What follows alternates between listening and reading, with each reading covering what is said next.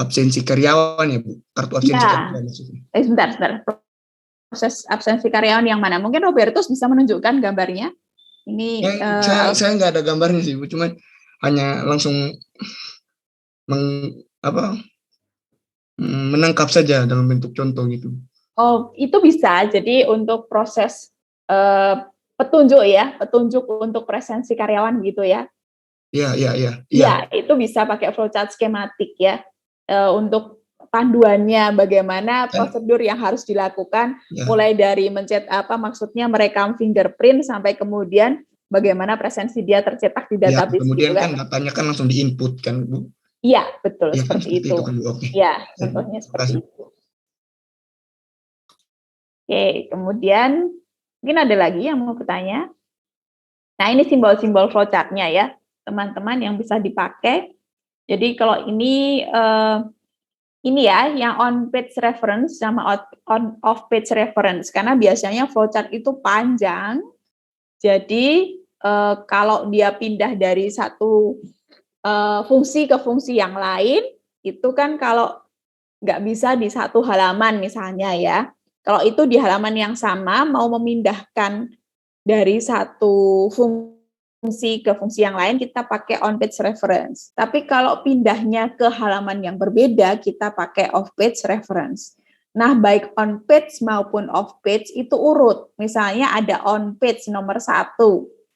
Nanti kemudian kita pindahnya ke on page nomor 1 juga. Nah, lalu kalau ada reference lain, itu kita bukan kemudian ininya balik 1 lagi, tidak, tetapi nomor 2.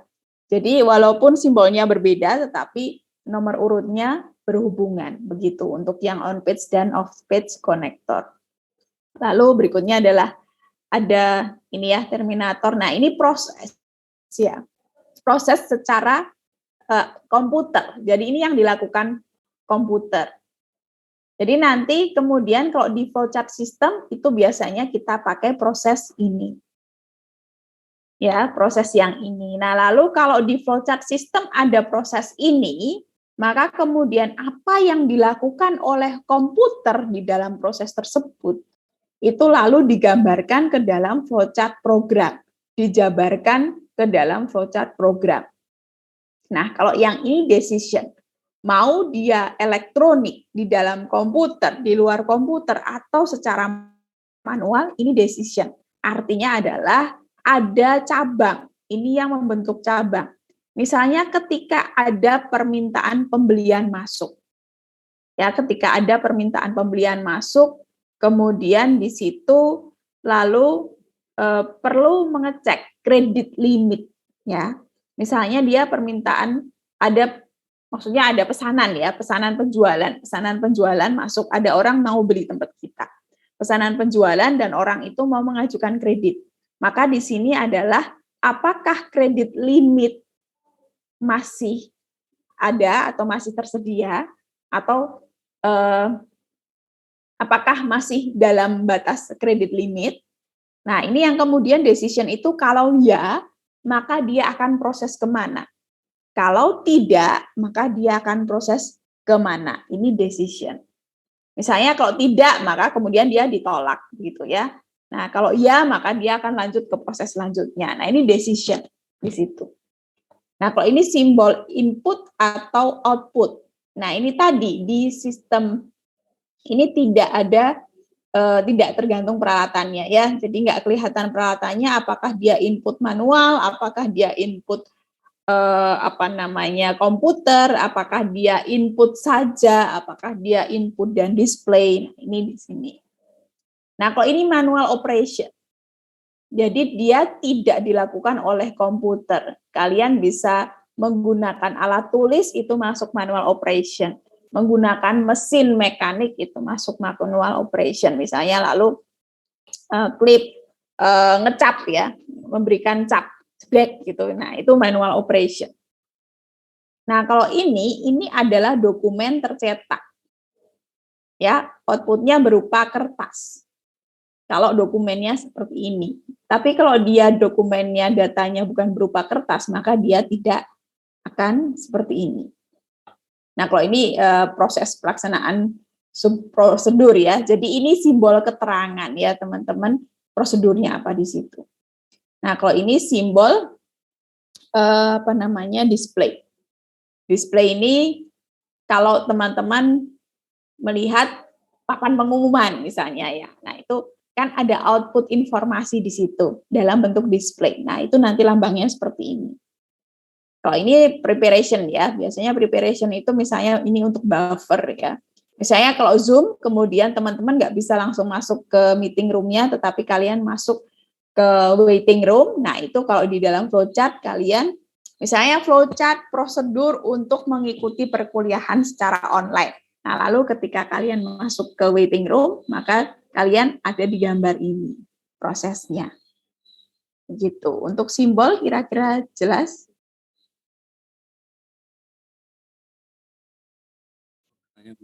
Oke. Kemudian, nah ini malah kelompok 1 sudah lengkap yang mengisinya. Kan dapat bagiannya ERP, tapi malah membuat semuanya.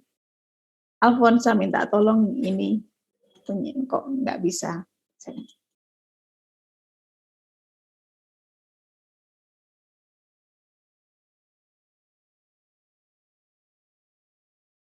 Yang flowchart ini.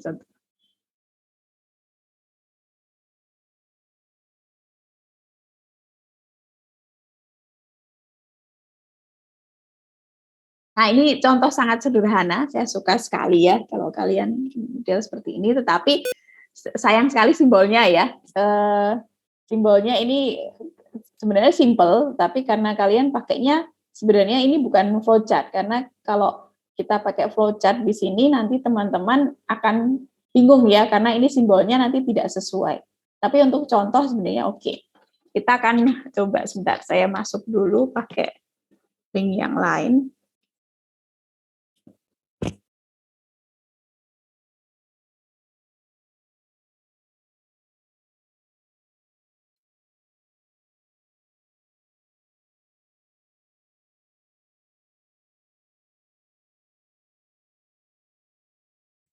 Nanti saja kita lihat yang data flow diagram saja ya. Nanti flowchart akan saya tunjukkan dengan screen yang lain. Ya, Alfonsa minta tolong turun ke data flow diagramnya. Nah, bedanya kalau flowchart itu menggambarkan proses operasional, maka data flow diagram itu menunjukkan aliran data. Jadi data apa yang diperlukan. Kemudian turun lagi. Lanjut, langsung di simbol saja. Coba kita lihat di simbolnya. Simbol di data flow diagram. Nah, kalau flowchart simbolnya tadi sebenarnya flowchartnya ada contoh simbol ya. Untuk simbol-simbol flowchart yang lengkap teman-teman bisa melihat di buku. Ada banyak sekali ya simbol-simbol flowchart. Nanti kalian bisa lihat di buku. Kemudian kalau tadi yang flowchart sikat gigi mungkin perlu diberi informasi ya, teks dia pakai flowchart jenis apa, karena nanti setiap jenis flowchart itu juga ada simbol yang berbeda juga. Nah, kalau data flow diagram itu simbolnya cuma 4 ya teman-teman. Ada proses, jadi yang lingkaran itu mungkin lebih cocok disebut proses ya. Proses, tapi yang kemudian di sini dia hanya jadi proses, artinya bahwa ketika kalian memberi keterangan di lingkaran, itu adalah proses sesuatu. Jadi kecuali di konteks, kalau di data flow diagram konteks itu menunjukkan sistem yang sedang menjadi fokus teman-teman. Nah, baru kemudian di berikutnya adalah proses. Maka biasanya di dalam data flow diagram untuk simbol lingkaran itu isinya adalah pakai kata kerja. Nah, yang sering keliru adalah terbalik antara proses dengan flow, dengan aliran. Jadi flow ini kalau di flow chart itu adalah aliran, itu biasanya untuk menunjukkan aliran prosesnya kemana. Tetapi kalau di data flow diagram, flow itu untuk menunjukkan aliran data. Jadi yang ada datanya apa di sini. Jadi bukan apa yang dilakukan di sini, tetapi datanya apa di sini. Nah, nanti data yang masuk ke proses dan data yang keluar dari proses. Jadi proses ini adalah sesuatu hal yang kemudian mendapatkan input, memproses input tersebut, kemudian menghasilkan suatu output. Jadi biasanya data flow yang masuk ke proses itu nanti akan kemudian outputnya berbeda. Begitu misalnya kalau di siklus pendapatan nanti ada proses input masuk berupa inquiry atau permintaan penawaran dari pelanggan, maka ketika permintaan penawaran dari pelanggan, kemudian dia masuk ke proses, keluarnya dia akan menjadi tanggapan terhadap permintaan penawaran. Nah, jadi proses ini adalah untuk mentransformasikan data input menjadi data output. Nah, kemudian entitas itu adalah input dan atau sumber input atau tujuan dari output. Ini di sini yang perlu diperhatikan oleh teman-teman adalah flowchart itu untuk menunjukkan proses step by step-nya di dalam sistem. Kemudian entitas di dalam flowchart itu adalah entitas di dalam sistem. Sementara di data flow diagram itu adalah entitas di luar sistem. Karena kita ingin melihat posisi sistem kita itu bagaimana kaitannya dengan sistem-sistem lain di luar. Ya. Jadi kalau di dalam flowchart maka tidak ada yang namanya prosedur yang dilakukan oleh vendor. Itu tidak ada ya teman-teman, karena vendor itu di luar sistem. Kita tidak bisa mengatur mereka.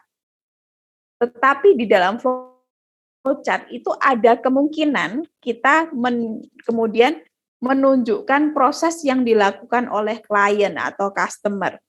Karena itu dilakukan di dalam sistem kita. Tetapi biasanya customer itu ketika itu tidak dilakukan di luar sistem kita, maka biasanya di flowchart customer itu tidak digambar. Tetapi di data flow diagram, customer biasanya cuma ada dari customer kemudian apa inputnya. Tapi di data flow diagram itu kita akan melihat input dan output itu, entitas itu ada customer, kemudian kita juga menemukan ada bank. Dan juga subsistem lain yang berhubungan dengan sistem kita. Jadi kita ketika di sini itu kita melihat sistem kita sebagai sebuah subsistem dari sistem yang besar. Maka bagaimana kita sebagai subsistem itu berhubungan dengan sistem lain di luar subsistem lain di luar sistem kita. Nah, nanti saya akan tunjukkan melalui contoh di siklus pendapatan ya untuk data flow diagram. Kemudian turun lagi. Nah, ini jenis bedanya kalau di flowchart itu jenis-jenis flowchart itu kalian milih salah satu ya. Tapi kalau data flow diagram, oh ini tolong agak berbeda ya, diagram konteks berbeda dengan diagram level 0 ya. Diagram sebenarnya diagram konteks dulu baru kemudian diagram level 0. Karena konteks itu untuk menunjukkan posisi sistem kita. Nanti saya akan tunjukkan diagram konteks dan diagram level 0. Kemudian masih ada apa lagi nih? Oke, terus lanjut.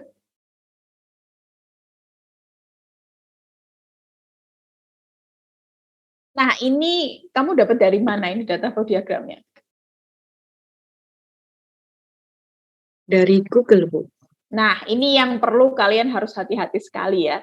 Ini sebabnya kenapa kemudian saya meminta teman-teman yang presentasi. Ini bukan data flow diagram yang sesuai dengan teori di buku. Jadi ingat baik-baik ya, yang di Google itu belum tentu tepat, belum tentu sesuai dengan standar. Jadi ini tidak standar, begitu. Karena ada apa? Ada login. Ini kan kalau kalian melihat dari sisi mestinya login ini dia bukan lambangnya kotak seperti ini, tapi dia mestinya ada login ini harusnya dia ada di bagian aplikasi ojek online-nya. Jadi mana ya? Sebentar. Jadi ini login dia masuk ke aplikasinya. Jadi 1, 2, 3 itu sebenarnya 1, 2, 3 kemudian memesan dan membayar itu dia nggak masuk di situ ya. Bentar, saya kok belum bisa login masuk ke ininya ya. Oh gitu, saya pakai satu lagi yang berbeda.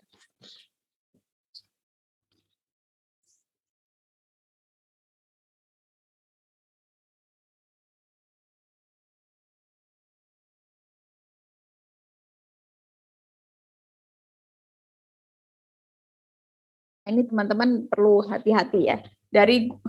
Kenapa kalian RMK nggak ngambil gambar dari bukunya? Kan sudah saya request ya, untuk yang RMK kalian ngambil dari buku teksnya ya. Sudah dapat buku teksnya, Alfonsa?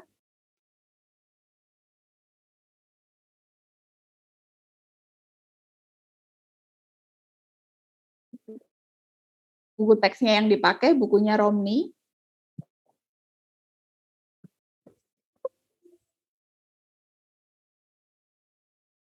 Oke, jadi untuk selanjutnya, tolong yang RMK itu benar-benar mengambil dari buku saja ya, jangan mengambil dari Google. Itu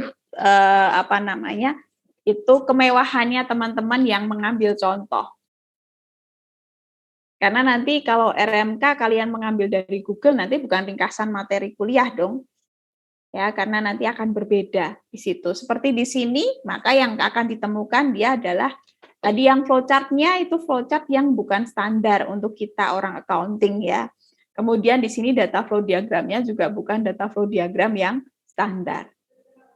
Maka tolong nanti pakai yang di buku saja. Nah, coba yang bisnis proses diagram.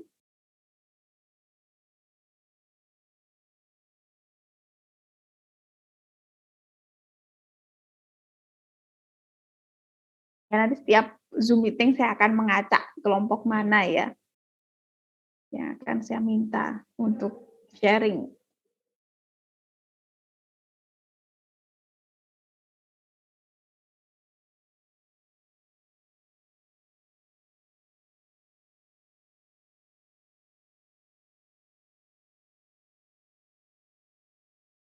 Yang di slide 19 tolong.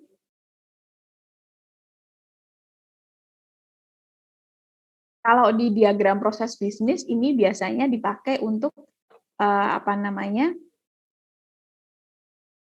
Alfonsa off ya. Mungkin sih. Masuk lagi Bu tadi Makanya. Tolong di-share lagi yang diagram proses bisnis. Gimana Bu? Tolong yang diagram proses bisnis tadi di-share lagi, apakah bisa? Oh ya, sebentar Bu.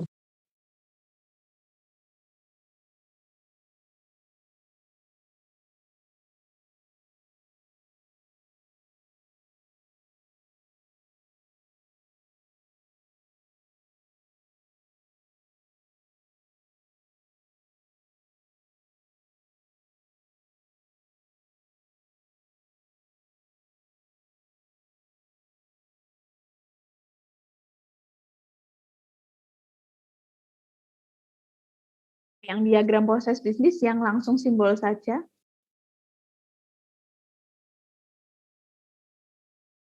Oke, ini simbol-simbolnya ya, diagram proses bisnis teman-teman.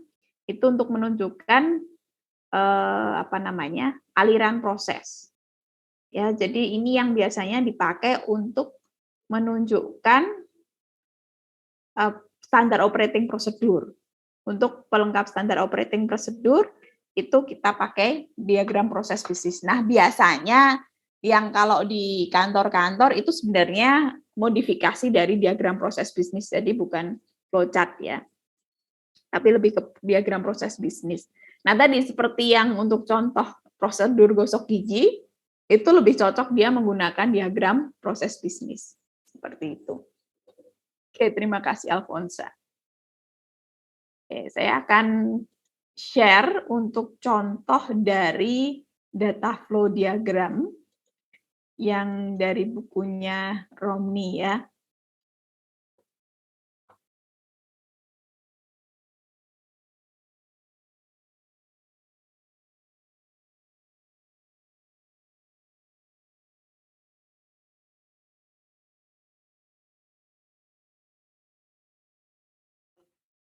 Lupa taruhnya di mana.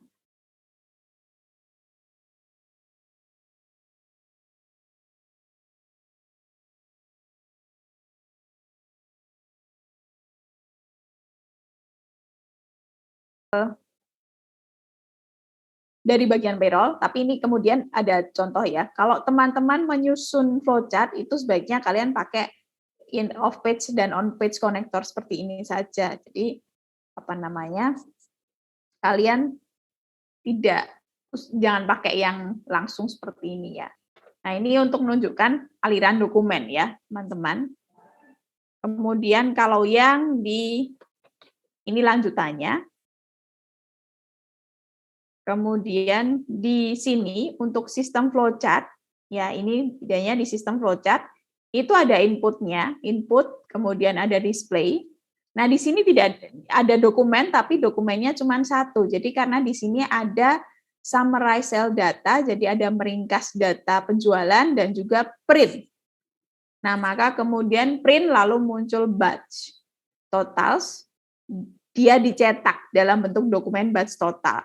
Nah, karena dia dokumen tercetak, maka lalu perbandingannya dia melakukan secara manual. Ya. Nah, kemudian dia sebenarnya untuk mencocokkan ya dari sales data dengan data ini, daily sales transaction file. Seperti itu. Ya, jadi compare and reconcile karena ada dua dokumen, satunya dari sales data, satunya dari daily sales transaction file. Nah, karena apa? Di sini nanti ada untuk melakukan update ya, update basis data. Setelah diupdate, dicocokkan, cocok nggak sih ketika dia sudah masuk ke piutang, masuk ke basis data persediaan, masuk ke pemasaran. Nah, ini kemudian nanti ketika dari basis data ini ada proses komputer di sini, lalu kita bisa melihat dari display informasinya di sini. Ini sistem flowchart. Nah, kemudian ini kan ada proses ya, maksudnya ada proses. Ini kalau dari sistem flowchart misalnya, ada input, kemudian ada proses, lalu ada output keluar. Ini contoh aja, maksudnya tadi kan misalnya di sini ada proses ya, ada proses update database. Nah, ini kemudian yang lalu dirincikan ke dalam flowchart program. Nah, flowchart program ini lalu input datanya yang pakai simbol ini, input data. Input data. Kemudian input data misalnya kita menginput nama pelanggan. Ya, kita menginput nama pelanggan. Kemudian if a condition met, maksudnya adalah kalau nama pelanggannya sudah ada, ya, misalnya kalau sudah ada nama pelanggan misalnya, yes. Oh, sudah ada nama pelanggan. Oh, berarti tinggal dihitung untuk kemudian mengupdate record. Nah, misalnya tidak ada nama pelanggan, no, misalnya kemudian lalu dia perlu menambahkan ini apa namanya, misalnya kemudian di sini, lalu setelah dia no, gitu ya, lalu di sini lalu ada proses lagi. Ya, prosesnya apa? Dia lalu menginput input data pelanggan, kemudian dia akan melakukan apa? Proses update. Ya, update data pelanggan. Nah, kemudian nanti masuk ke ini ya, update record. Gitu. Nah, seperti itu program flowchart. Yaitu yang untuk flowchart. Nah, kemudian yang untuk data flow diagram contohnya, ini seperti ini ya, teman-teman, data flow diagram. Contoh dari data flow diagram konteks. Ini yang namanya konteks. Jadi sebelumnya nanti teman-teman yang namanya data flow diagram itu ada mulai dari yang pertama.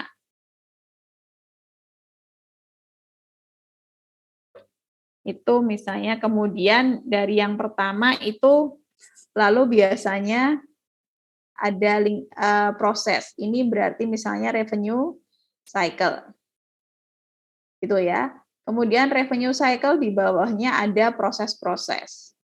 Nanti biasanya revenue cycle itu ada 4 proses. 1, 2, 3, 4. Nanti teman-teman akan melihat ada 1, ada 2, 3. Jadi ini misalnya revenue cycle, lalu pertama ada sales order.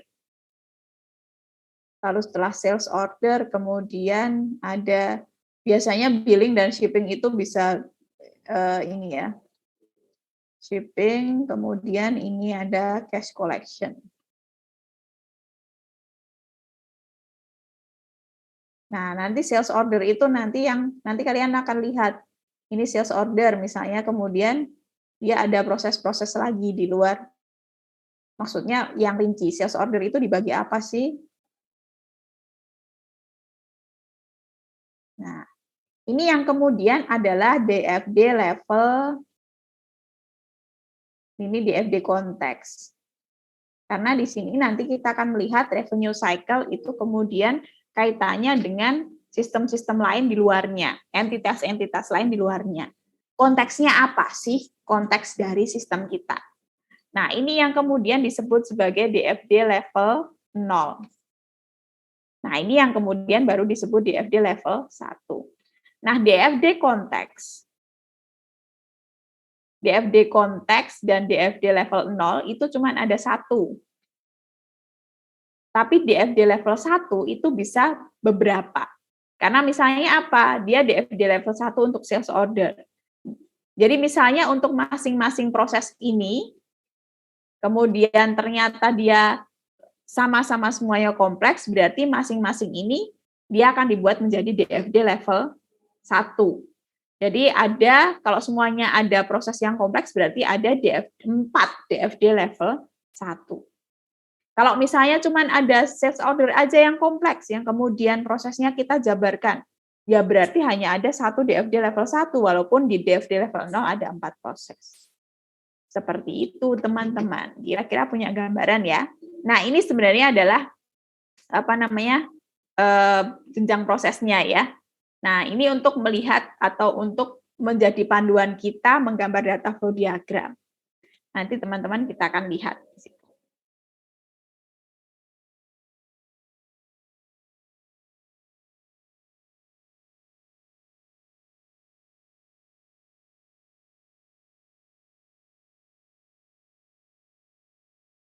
Lama makin lelet tuh.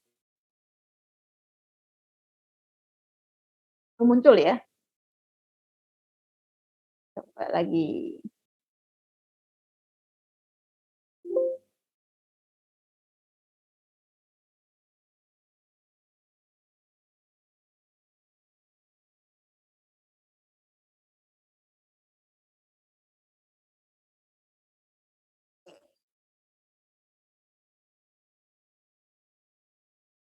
Nah, sekarang kelihatan ya, teman-teman. Nah, di sini itu kalian bisa melihat tadi di proses ini namanya DFD konteks ya. Yang di sini ini adalah DFD konteks. Karena kita melihat revenue cycle itu sebagai konteks sebuah sistem besar, sistem perusahaan, dan kemudian bagaimana dia berinteraksi dengan subsistem lain. Misalnya di sini adalah general ledger, itu kan juga sistem di dalam perusahaan. Tetapi dia kan berada di luar revenue cycle. Hanya general ledger itu apa sih kaitannya, kenapa kita harus menggambar general ledger? Oh, karena proses yang ada di revenue cycle nanti akan menghasilkan output berupa sales, laporan penjualan, yang akan menjadi input bagi general ledger and reporting system.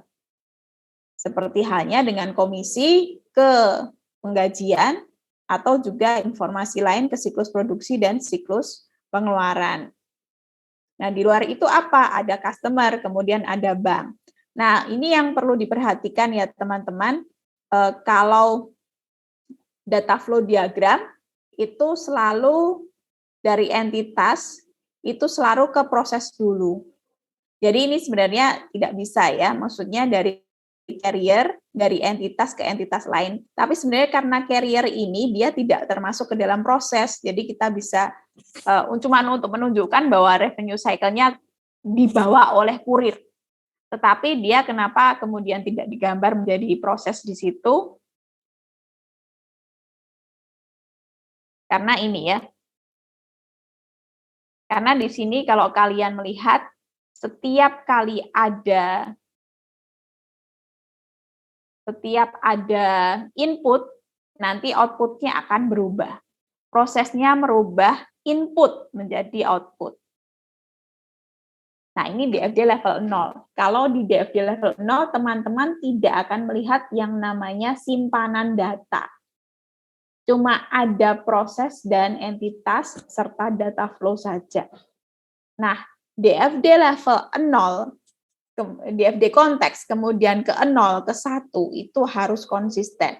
Apa maksudnya konsisten? Konsisten itu adalah ada entitasnya, kemudian ada inputnya apa saja yang masuk. Nah, misalnya di sini, di DFD konteks, itu dari entitas customer, itu ada inquiry, ada order, dan payment sebagai input.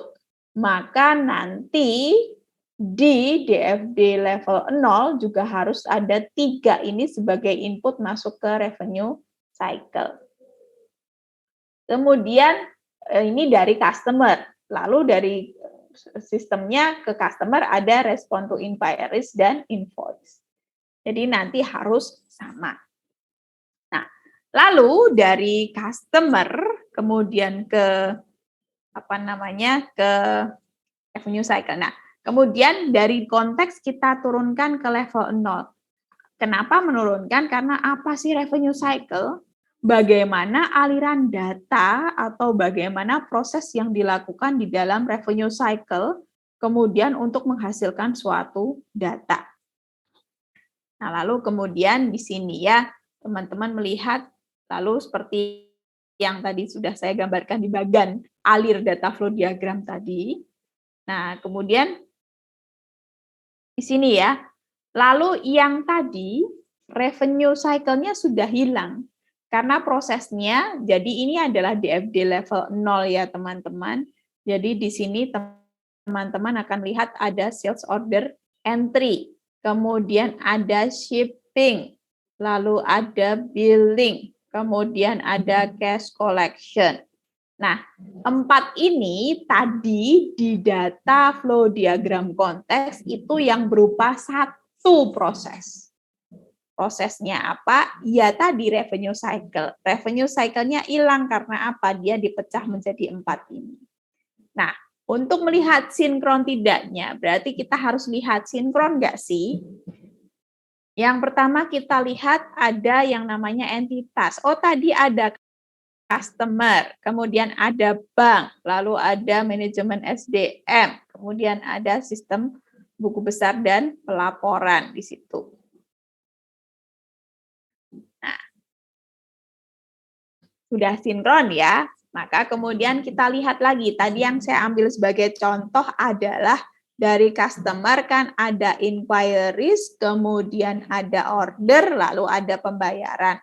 Nah, ada inquiries, kemudian ada order sebagai input, dan kemudian ada payment sebagai output. Oke. Nah, ya, ada input juga, payment sebagai input.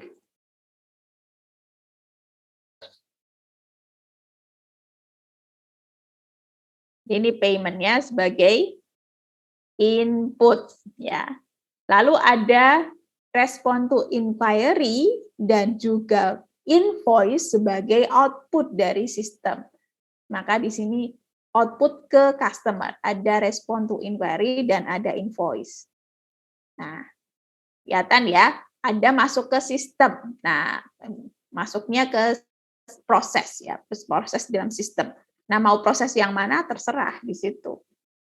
Begitu. Tapi yang penting ada dari entitas masuk ke dalam proses.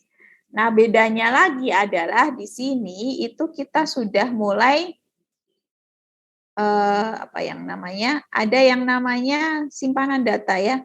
Ada customer, kemudian ada sales ya. Nah, ini kalau di flowchart itu kan gambar cuma ditaruh satu kali. Kalau di DFD itu misalnya barang yang sama bisa ditaruh di beberapa tempat, bisa diduplikasi. Seperti itu. Misalnya customer. Ini sebenarnya datanya sama customer di sini dengan customer yang di bawah sini gitu ya. Sorry. Oh, nggak kelihatan. Ya, dengan yang di sini. Itu sama, tetapi biar nggak terlalu jauh gitu ya, biar nggak terlalu jauh, maka kemudian dia ditaruh di dua tempat. Gitu, teman-teman. Nah, ini yang level. Nah, kemudian yang lagi ditambahkan adalah ini, ada proses ini ya, ada dari proses ke proses yang lain, ada perubahan aliran data. Nah, ini juga kemudian muncul di situ. Nah, lalu kita akan lihat di DFD level 1 itu adalah untuk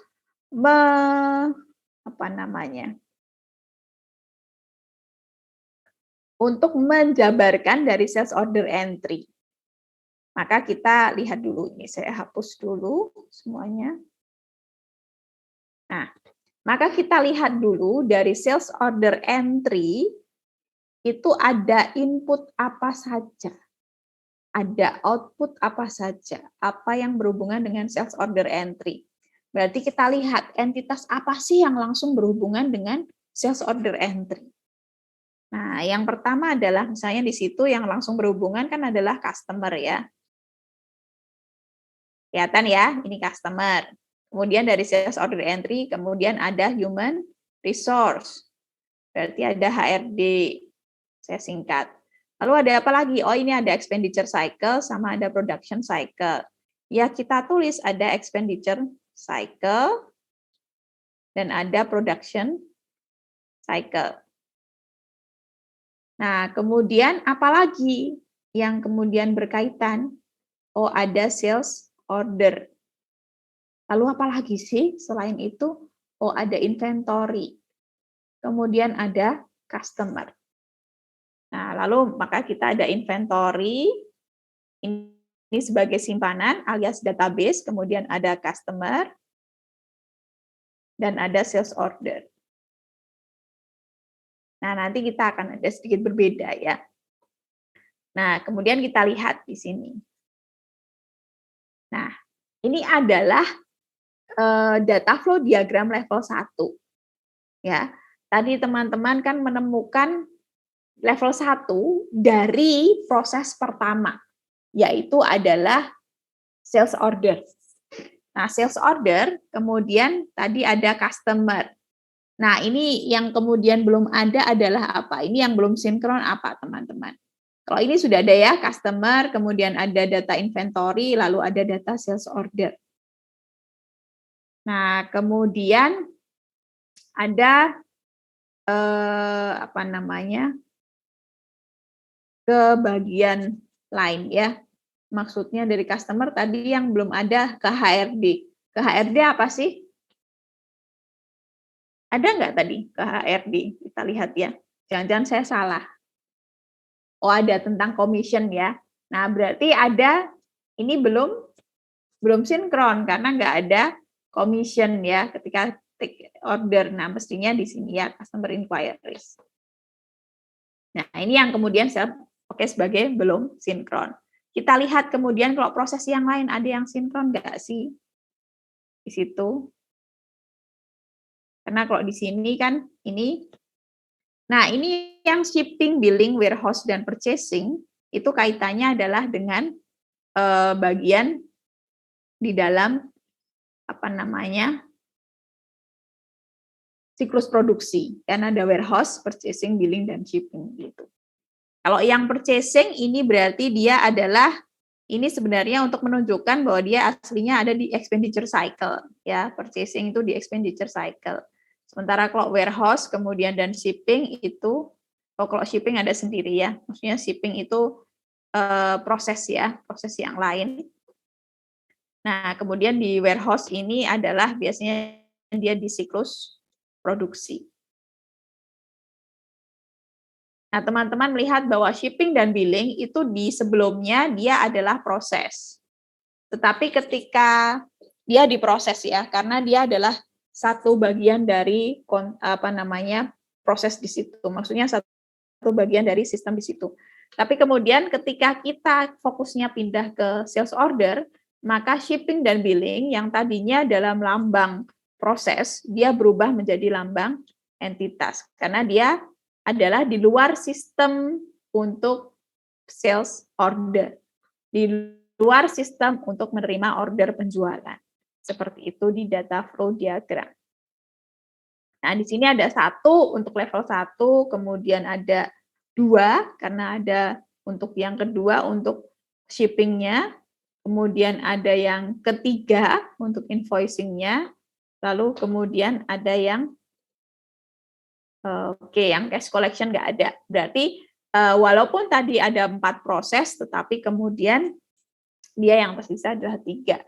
Nah, jadi teman-teman di buku teks pun juga kalian ketika ada konsep seperti itu, mungkin juga ada beberapa hal yang tidak sesuai dengan konsep. Itu sebabnya buku itu selalu diupdate setiap saat. Maka hati-hati juga teman-teman, walaupun apalagi kalau di Google ya, maksudnya cuma sekedar search engine saja, dan itu belum ada verifikasi, belum ada review, di review begitu, probabilitas untuk salahnya cukup besar. Walaupun skripsi sekalian ya, karena kadang-kadang ketika skripsi lalu ya sudahlah daripada anaknya nggak lulus-lulus, ya udah skripsinya goal aja. Kadang-kadang ada standar-standar yang berbeda untuk skripsi. Jadi begitu ya teman-teman, tolong hati-hati sekali kalau kalian mengambil sumber ya. Ini kemudian yang menjadi kelebihan sekaligus kelemahan dari angkatan teman-teman. Tadi seperti di pertemuan-pertemuan sebelumnya, saya menjelaskan tentang information overload. Nah, itu yang terjadi pada teman-teman. Kalian mudah mengakses informasi, tetapi menjadi sulit untuk menemukan informasi yang tepat dan benar. Nah, ini makanya proses teman-teman selama perkuliahan ini itu kenapa sih kemudian saya lepas, nggak langsung diajar satu-satu aja teorinya, ya karena nanti yang kalian hadapi itu nggak akan ada yang ngasih plek gitu ya, nggak ada yang ngasih ini loh siap pakai, nggak ada. Tapi kalian harus meramu sendiri. Nah, ini latihannya seperti itu. Nah, Zoom meeting itu sebenarnya adalah untuk konfirmasi teman-teman bahwa sudah benar belum sih sumber yang kalian pakai? Nggak apa-apa salah. Yang penting kalian tahu salahnya di mana. Yang penting kalian mau mencoba. Mumpung masih kuliah, masih boleh salah. Karena nanti kalau kalian bekerja, salah itu ada konsekuensinya dan itu sangat besar. Nggak ada yang kemudian memperbaiki. Nah, ini yang kemudian kita berlatih di sini. Gitu ya, teman-teman. Nah, untuk yang tugas kelompok 2 itu lebih cenderung untuk usip ya, teman-teman. Jadi mungkin belum akan saya bahas di sini. Yang pertama, yang untuk sistem documentation teknik sendiri, apakah sudah paham? Ini sambil saya cari untuk yang data flow diagramnya ya, Sis. Ini kebetulan karena kemarin laptop saya sempat opnam di service center selama 1 minggu, jadi ini file-file lama saya hilang. Jadi PPT saya yang sudah dari kelas-kelas yang lama itu hilang ya. Jadi cuman ada yang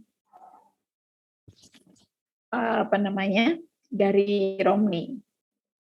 Bentar.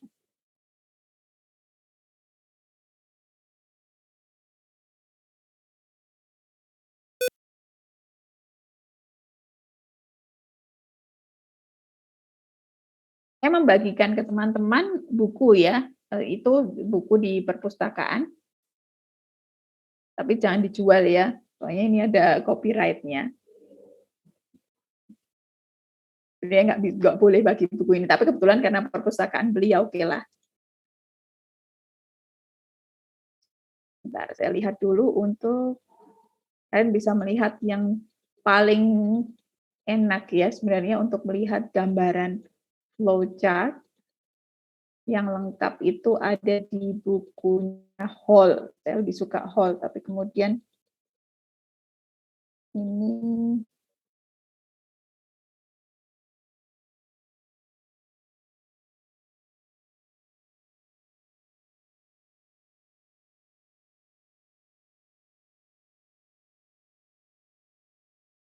yang dari Hall ya, yang lebih enak untuk melihat. Nah, ini saya akan mengajarkan teman-teman bagaimana cara membaca buku. Kelihatannya simpel, tapi saya perlu bertahun-tahun sebenarnya sampai akhirnya bisa menemukan cara membaca buku yang kemudian bukan sebagai obat tidur. Dan kalian tahu sendiri ya, buku-buku accounting itu berapa tebelnya halamannya, ya bisa sekaligus kita pakai untuk bantal, bisa dipakai untuk ganjel pintu gitu ya. Jadi multifungsi. Oke, kita mulai dari yang pertama. Ketika teman-teman mau menggambar flowchart, ini kalian bisa lihat di buku James Hall, itu ada panduannya ya. Maksudnya ada lebih step by step-nya. Pertama adalah kalian itu mengidentifikasi area of activity ya. Area of activity atau tadi Alfonsa tadi menyebutkannya adalah fungsi. Ya, atau pihak-pihak yang kemudian terlibat.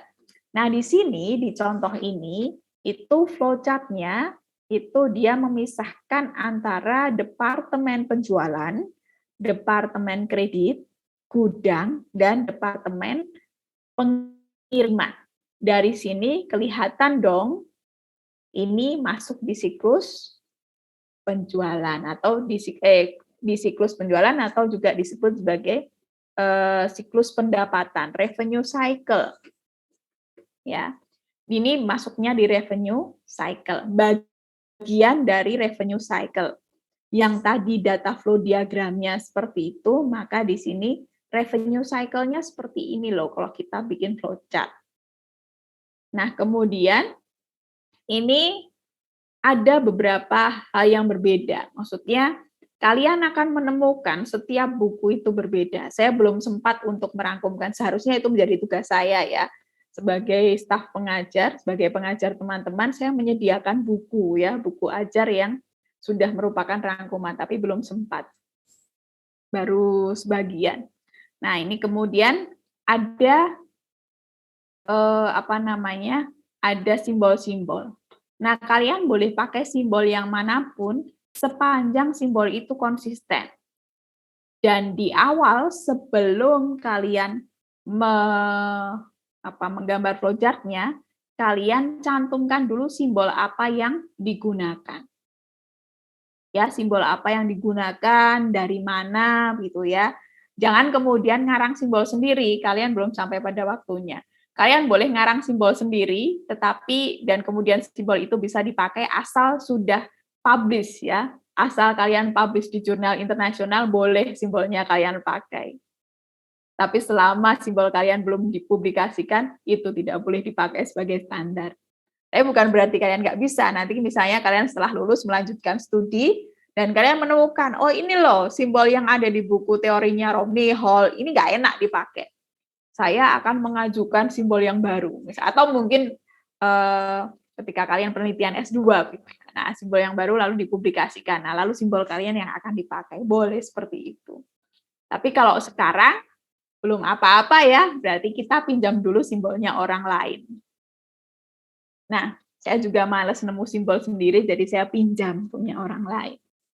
Nah, kemudian yang pertama itu lalu dari prosedur-prosedur yang sudah kita peroleh, itu kita terjemahkan. Kalau flowchart itu dari kiri ke kanan. Ya, biasanya flowchart itu kita urutannya melihat dari kiri ke kanan. Biasanya. Tapi pada prakteknya, saya akan selalu membuat komparasi antara teori dengan praktek ya. Nah, di teori yang dipelajari teman-teman di bangku perkuliahan itu adalah teori, bentuk standarnya. Tetapi ketika di praktek, itu nanti kalian boleh berimprovisasi. Karena apa? Kalau teori itu akan kita pakai universal. Tetapi ketika praktek, itu kan kalian ada pada studi kasus tertentu pada objek tertentu. Jadi sesuaikan dengan kondisi tempatnya. Maka sistem yang baik itu tidak ada sistem yang terbaik. Tapi yang ada adalah sistem yang paling cocok. Ya, sama kayak jodoh ya, nggak ada yang terbaik, adanya yang paling cocok begitu. Jadi walaupun misalnya kalau yang cowok-cowok ya, ada cewek cantik gitu ya, pinter, kemudian kaya gitu ya. Kan itu kelihatannya paling baik semua ya. Tapi belum tentu dia bagus untuk kalian, karena apa? Nggak cocok gitu. Misalnya kemudian biaya operasionalnya mahal gitu ya, nggak bisa kemudian diajak naik Gojek, karena dia harus dibawa pakai mobil gitu ya. Mobilnya pun nggak bisa kayak tempat saya yang pakai S-Class gitu ya, karena goncangannya kenceng gitu ya. Nanti gampang keriput misalnya. Nah, harus misalnya pakai Lamborghini gitu yang smooth. Nah, tapi nggak bisa melewati polisi tidur kalau pakai Lamborghini kalian. Nah, kita mulai dari gambarnya ya. Jadi ini adalah start. Startnya adalah customer. Nah, di bagian ini, kalau di James Hall, itu yang di luar sistem, di luar perusahaan tidak digambar di dalam flowchart. Kalau di Romney kadang-kadang digambar, tetapi di James Hall itu tidak digambar. Teman-teman jangan galau ya, memang akan sering terjadi seperti itu. Makanya penelitian itu selalu berkembang. Selalu ada perbedaan gitu. Tapi nggak apa-apa, yang penting kalian konsisten. Kemudian customer. Nah, di James Hall, customer itu tidak digambar karena dia berada di luar sistem. Tetapi customer itu adalah menjadi sumber untuk memulai. Jadi ada customer mulai dia datang bawa customer order. Ngasih dong catatan. Karena di sini customer order cetakan. Nah, si sales department, bagian penjualan, karena dia dapatnya cetakan, dokumen tercetak, maka kemudian dia menyiapkan sales order. Dia menyiapkan pesanan penjualan. Customer-nya pesen. Nah, kalau lisan bagaimana? Nah, ini kadang-kadang kemudian kalau lisan lalu gimana sih? Begitu ya. Nah, kalau di sini, kalau di sini nggak bisa dicoret-coret ya. Nggak bisa coret-coret di sini. Oke, kalau di sini, oke, sebentar. Kalau gitu saya pindah dulu ya. Saya pindah tempat dulu untuk ini kelompok. Ini saya pindah tempat dulu untuk bukanya, biar bisa tak coret-coret.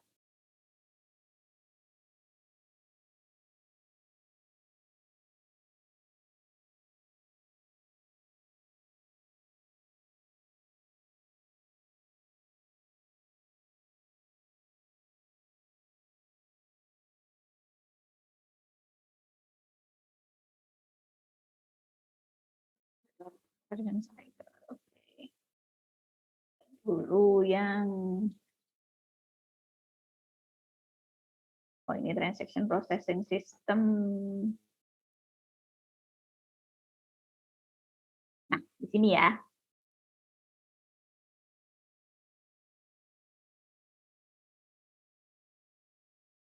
Kelihatan nggak? Atau perlu saya perbesar?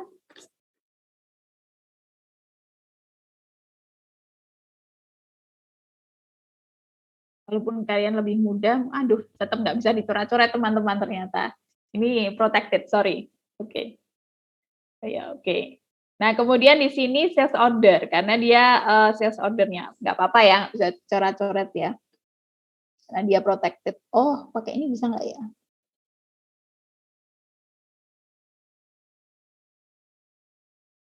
Oh, nggak bisa. Ini juga nggak bisa.